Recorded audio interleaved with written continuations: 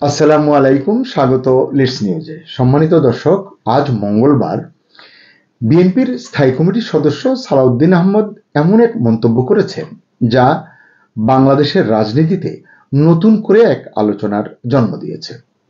তিনি বলেছেন, দেশের বিরুদ্ধে এখন তিনটি পরাশক্তি আগ্রাসন চালানোর চেষ্টা করছে। এর মধ্যে দুটি আঞ্চলিক শক্তি, একটি বিশ্ব মডেল। যদিও বুঝতে পারি, তারপরও প্রশ্নটি এমন যে এই তিন পরাশক্তি কারা, কেনই বা বাংলাদেশ নিয়ে তাদের এমন আগ্রহ? তিন পরাশক্তির এই আগ্রাসনের চেষ্টা বলতে আসলে কি বুঝিয়েছেন সালাউদ্দিন আহমদ? যে বললাম, তিন পরাশক্তির নাম না নিলেও এটি কিন্তু বোঝা যায় ইঙ্গিতটা ভারত, মিয়ানমার অথবা চীন এবং যুক্তরাষ্ট্রের দিকেই, বিশ্ব মডেল। প্রশ্ন হলো, কেন বললেন বাংলাদেশ এখন পরাশক্তির প্রতিযোগিতার এক পরীক্ষাগার? আবরার ফাহাদের কথা আপনাদের মনে আছে। আবরার ফাহাদের ষষ্ঠ মৃত্যুবার্ষিকীর দিনে তিনি স্মরণ করিয়ে দিলেন আবরার ভারতীয় আগ্রাসনের বিরুদ্ধে কথা বলেছিলেন বলেই তাকে প্রাণ দিতে হয়েছে। তার বক্তব্যের গভীর বার্তা কি শুধু এটাই, নাকি আরো কিছু আছে এর নেপথ্যে?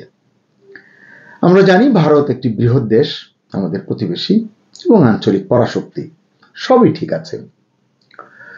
কথায় কথায় ভারতকে টার্গেট করে যে রাজনীতি, যে কূটনীতি, তার নেপথ্যে আসলে কি সেটি একটু দেখা দরকার। আসলে সেটি আমরা স্পষ্ট বুঝতে পারি কিনা, এটি একটি গুরুত্বপূর্ণ প্রশ্ন। এটি আমরা শেখ হাসিনার শাসনামলে বুঝেছিলাম কিনা, কিংবা এখন প্রফেসর ইউনূসের শাসনামলে বুঝতে পারছি কিনা। সালাউদ্দিন আহমদ যে আঞ্চলিক পরাশক্তি হিসেবে ভারতকে ইঙ্গিত করলেন, এটি তো আমরা বুঝলাম, কিন্তু এটি নিয়ে বিশ্লেষকরা কি বলছেন, নিরাপত্তা বিশ্লেষক, জিওপলিটিক্যাল অ্যানালিস্ট যারা, তারা কি বলছেন? এদের কেউ বলছেন বাংলাদেশকে ভারত তার নিরাপত্তা বলয়ের অংশ হিসেবে দেখতে চায়। দিল্লি চায় না বাংলাদেশে এমন কোন সরকার ক্ষমতায় আসুক যার সঙ্গে তাদের, মানে ভারতের বা দিল্লির সীমান্ত বা নিরাপত্তা সহযোগিতায় কোনো দ্বিধা থাকে। তাই তাদের প্রভাব বিশেষ করে নির্বাচন এবং প্রশাসনিক যোগাযোগে অনেক সময় সরাসরি বা পরোক্ষভাবে কাজ করে। অস্বীকার করার উপায় নেই, বাংলাদেশের ভৌগোলিক, অর্থনৈতিক এবং রাজনৈতিক পরিসরে ভারতের প্রভাব বহুদূর পর্যন্ত বিস্তৃত। এটি আজকে নয়, বহুকাল ধরে। আমরা দেখেছি বর্তমান অন্তর্বর্তী সরকার শুরু থেকেই ভারতের বিরুদ্ধে এক ধরনের শক্ত মনোভাব প্রদর্শন করেছে, এখন হয়তো করছে। কিন্তু আবার আমরা এটাও দেখেছি ভারতের কাছে কারণে অকারণে সাহায্য প্রার্থী হয়েছে এই অন্তর্বর্তী সরকার, এটিও আমরা দেখেছি। সেটি কেন? সময় মতো ভারতের চাল না এলে, পেঁয়াজ না এলে, কাঁচামরিচ না এলে, মানে আমাদের সরকারের যে বেহাল দশা, আমাদের হাড়ির যে করুণ দশা, এটি আমাদের সামনে চলে আসে। এগুলো তো ধরেন যে ছোটখাটো নিত্য নৈমিত্তিক সমস্যা। এছাড়া পানির সমস্যা, সীমান্ত ইস্যু সমস্যা, ভারতের সঙ্গে আমাদের আরো অনেক ইস্যু আছে যেগুলো নিয়ে আলোচনা করা যায়। আজকের ইস্যুতে, আজকের এপিসোডে সেগুলো নিয়ে আমি আলোচনা করতে চাই না। এছাড়া আজকাল সাবেক প্রধানমন্ত্রী শেখ হাসিনাকে নিয়ে দিল্লির সঙ্গে ঢাকার যে টানাপোড়েন গত 13-14 মাস ধরে, যে অশান্তি, যে অস্বস্তি, সেটাও যে রাজনীতির সহজ সমীকরণ মেনে চলছে না, আবর্তিত হচ্ছে না, এটি কিন্তু বলা যাবে না।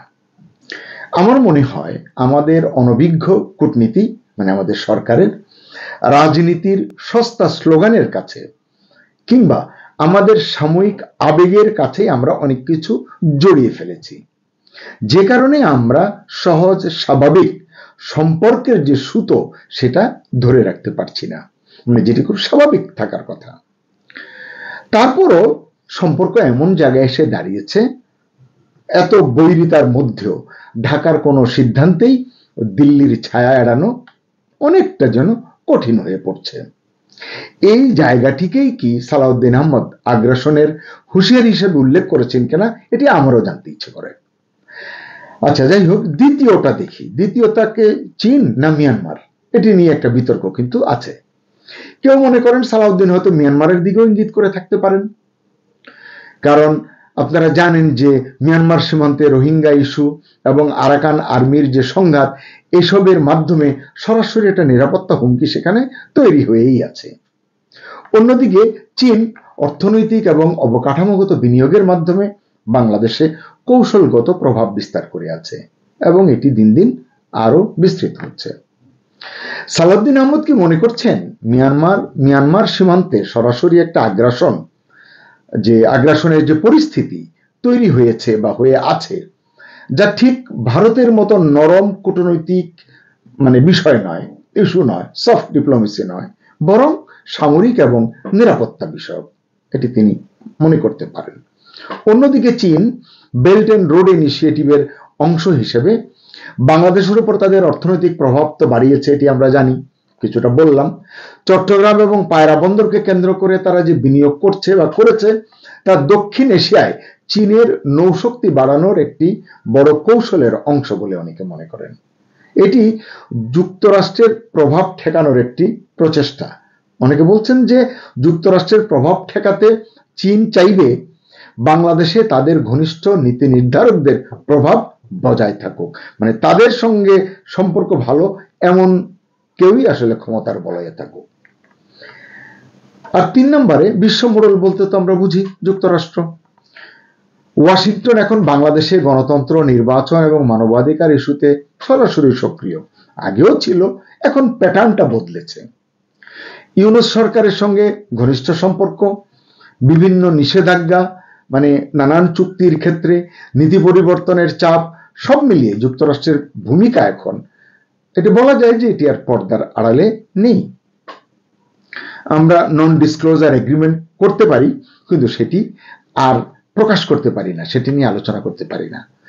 যুক্তরাষ্ট্র বাংলাদেশের নির্বাচনী প্রক্রিয়া, মানবাধিকার, এমনকি সরকার পরিবর্তনের পরোক্ষ পরিকল্পনায় যুক্ত, এমন অভিযোগও বহুদিনের। মুখে গণতন্ত্র, মানবাধিকারের কথা বললেও তাদের প্রকৃত লক্ষ্য যে শুধু গণতন্ত্র নয়, বরং ভারত মহাসাগর অঞ্চলে একটি নির্ভরযোগ্য অংশীদার বা ঠিকানা নিশ্চিত করা, তা ভুলে গেলে কি চলবে? আমার তো মনে হয় এখানটাতে যুক্তরাষ্ট্র চায় ঢাকায় এমন সরকার থাকুক যারা ওয়াশিংটনের নিরাপত্তা স্বার্থের সঙ্গে সামঞ্জস্যপূর্ণ হবে।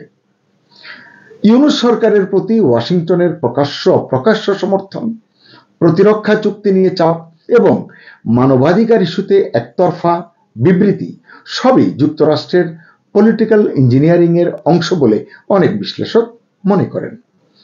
এবং এই প্রভাব এতটাই গভীর যে বাংলাদেশ এখন যুক্তরাষ্ট্রের ইন্দো প্যাসিফিক কৌশলের অঘোষিত ঘাঁটিতে পরিণত হচ্ছে কিনা সেটা নিয়েও উদ্বেগ রয়েছে বা উদ্বেগ বাড়ছে। আর আগ্রাসন মানে কি? সালাউদ্দিন আহমদ আগ্রাসন শব্দটা ব্যবহার করে হয়তো বুঝাতে চেয়েছেন সামরিক নয়, বরং রাজনৈতিক এবং কূটনৈতিক আগ্রাসন।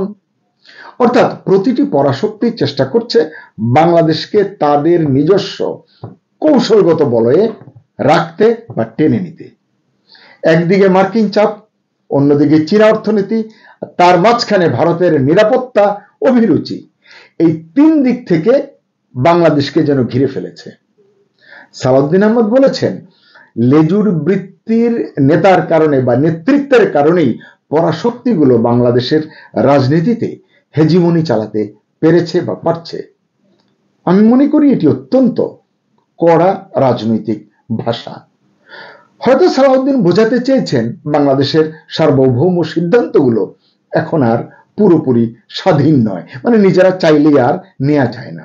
আন্তর্জাতিক চাপ, চুক্তি, বিনিয়োগ সবকিছুতেই কোনো না কোনো পরাশক্তির প্রভাব কাজ করছে। এমনকি ইউনূস সরকারের বর্তমান কূটনৈতিক আচরণও একই ধারাবাহিকতার অংশ বলে ইঙ্গিত দিয়েছেন তিনি। সালাউদ্দিন আহমেদের আশঙ্কা, এই 3 পরাশক্তির ভূ রাজনৈতিক প্রতিযোগিতা বাংলাদেশকে ক্রমশ অস্থিতিশীল করে তুলতে পারে। এই 3 বলয়ের টানাপোড়েনে বাংলাদেশ হারাতে পারে নিজের সিদ্ধান্ত নেওয়ার স্বাধীনতা। একথা ঠিক, বাংলাদেশ হয়তো এখনো যুদ্ধক্ষেত্র নয় বা যুদ্ধক্ষেত্র হয়ে ওঠেনি, কিন্তু এর ভূ রাজনীতি এখন পরাশক্তির প্রতিযোগিতার ঠিক মধ্যখানে রয়েছে বলে মনে হচ্ছে। সালাউদ্দিন আহমেদের বক্তব্য তাই কেবল রাজনৈতিক অভিযোগ নয়, এটি একটি সতর্কবার্তা বলে আমি মনে করি। এই অঞ্চল, এটি যে এখন তিন পরাশক্তির কৌশলগত খেলার মাঠ, সেটিও আসলে বোঝা দরকার, কারণ এটি স্পষ্ট। তবে একটি বিষয় পরিষ্কার, বাংলাদেশ এখন আন্তর্জাতিক রাজনীতির যে কেন্দ্রবিন্দু যেটি বলছি, এবং সালাউদ্দিন আহমেদ যেটি নিয়ে বলছেন তার যে বক্তব্য, এটির গুরুত্ব এসব কারণেই কিন্তু সবচেয়ে বেশি। তার মানে বাংলাদেশের রাজনীতি আজ যেন এক অদৃশ্য ত্রিভুজে বন্দী, যেখানে এক পাশে দিল্লি, এক পাশে ওয়াশিংটন, আর তৃতীয় কোণে সীমান্তে মিয়ানমার। চীনের কথা স্পষ্ট করে নাই বললাম। ভারতের অর্থনৈতিক ও রাজনৈতিক প্রভাব, মিয়ানমারের সীমান্ত অস্থিতিশীলতা এবং যুক্তরাষ্ট্রের কূটনৈতিক হস্তক্ষেপ বা অন্য কোনো ধরনের চাপ, এই তিন দিক থেকে চাপে টার্গেট কিন্তু বাংলাদেশ। এই ত্রিমুখী চাপের মধ্যেই আবরার ফাহাদের মৃত্যু দিনে সালাউদ্দিন আহমদ হয়তো অভ্যন্তরীণ আগ্রাসনের বিরুদ্ধে প্রতিরোধের বার্তা দিতে চেয়েছেন, আমার কাছে যেটি মনে হয়েছে।